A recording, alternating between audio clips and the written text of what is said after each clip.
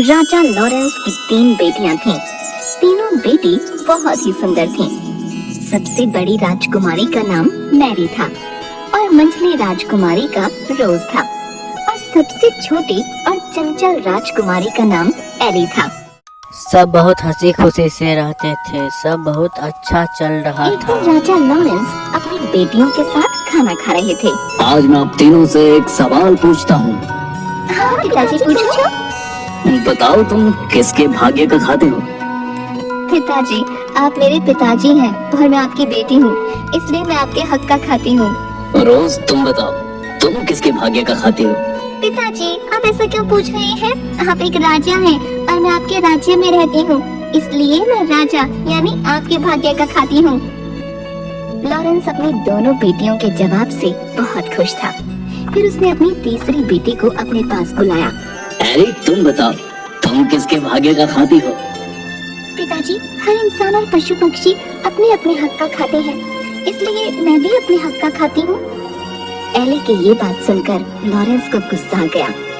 ठीक है, अगर तुम अपने हक का खाती हो तो यहाँ से निकल जाओ। मैं भी देखता हूँ तुम्हारा भाग्य कितना बलवान है। मेरे दिए बिना तुम्हें कैसे खाना मिलता है। राजा ने गुस्से में आकर अपने को एक जंगल में छुड़वा दिया, लेकिन एली को समझ नहीं आया कि उसकी गलती क्या है। वो एक पेड़ के नीचे बैठी बैठी सोचती रही। थोड़ी देर बाद उसे नींद आ गई। जब वो सुबह उठी तो उसे प्यास लगी। वो चलने लगी। देर चलने के बाद उसे एक तालाब दिखा। उसने उस तालाब में जाकर हाथ मुंह धोए। तभी वो तालाब पूरा सूख गया। वो आश्चर्य में पड़ गई। उस तालाब के नीचे सीढ़ियां बनी हुई थीं। वो सीढ़ियों के सहारे से अंदर जाने लगी। तभी उसने देखा वहाँ एक राजकुमार खड़ा है। उसे देखकर डर गई और वहीं खड़ी हो गई। जब कुछ देर तक वो हिला डुला नहीं तो वो समझ गई कि ये एक मूर्ति है। उसने जैसे ही उस मूर्ति को छुआ वो एक फाटक के रूप में बदल गया। वो थोड़ी देर तक वहीं रुकी रही और सोचने लगी। थोड़ी देर बाद वो उस गेट से अंदर चली। वो जैसे ही अंदर गई उसने देखा कि वहाँ एक सुंदर सा बगीचा बना हुआ है और बगीचे में सुंदर सुंदर फूल लगे हुए हैं और उसके बीचों बीच एक पोखर है। वो पोखर के पास गई। उसने वहाँ पानी और बगीचे में गिरे हुए फल खाए और सो गई। तभी उसके सपने में एक एंजल आई।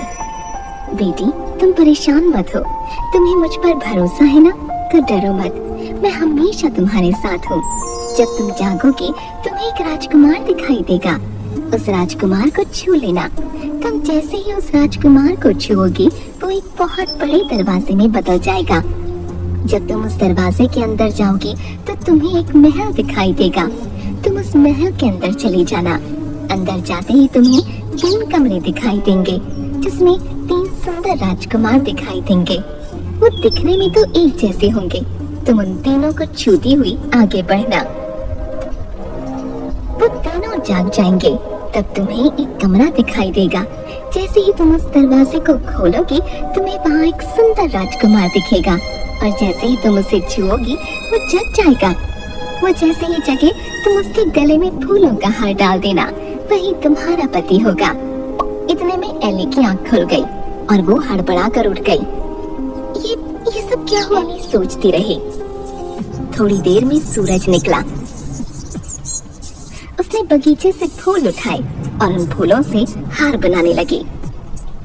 जैसे ही वो पीछे मुड़ी एक राजकुमार दिखाई दिया। अरे ये तो बिल्कुल वैसा ही हो रहा है जैसा कि एंजल ने सपने में कहा था। एली ने उस राजकुमार को छुआ। वो एक दरवाजे में बदल गया। वो आगे चली गई। फिर उसने महल को देखा। वो महल के अंदर गई और 3 राजकुमारों को छुआ।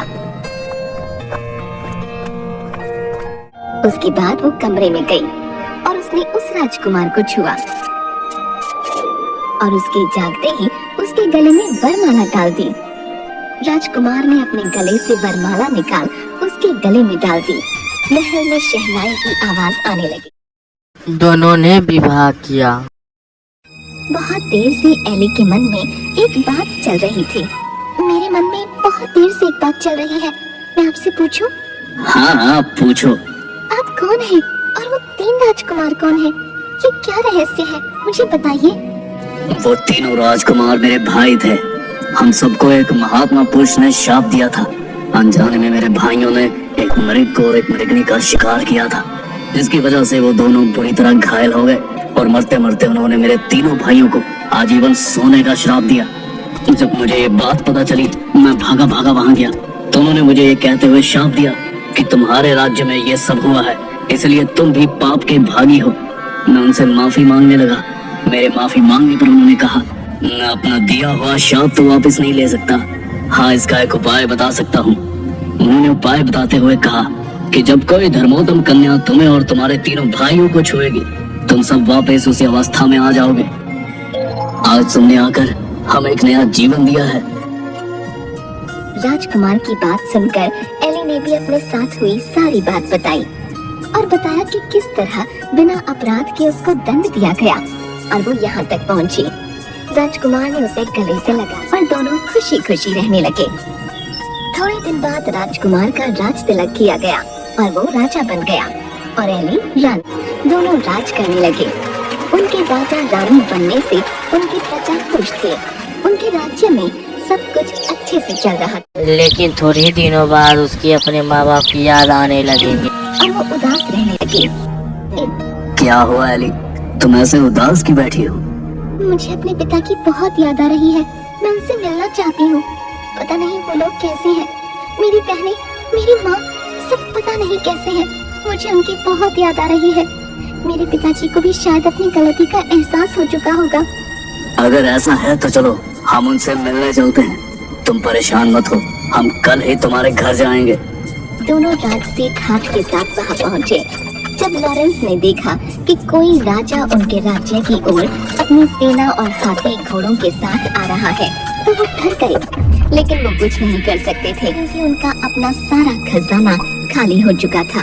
उनके दोनों दामाद उनसे राज्य में हिस्सा मांग रहे थे। उनकी प्रजा भी दुखी थी। राजा लॉरेंस बहुत परेशान हो चुके थे। जब वो दोनों उनके सामने आए, वो एली को रानी के भेष में पहचान ही नहीं पाए।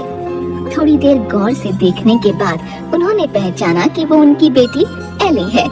वो उसे देखते ही रोने लगे और अपनी गलती की माफी मांगने लगे।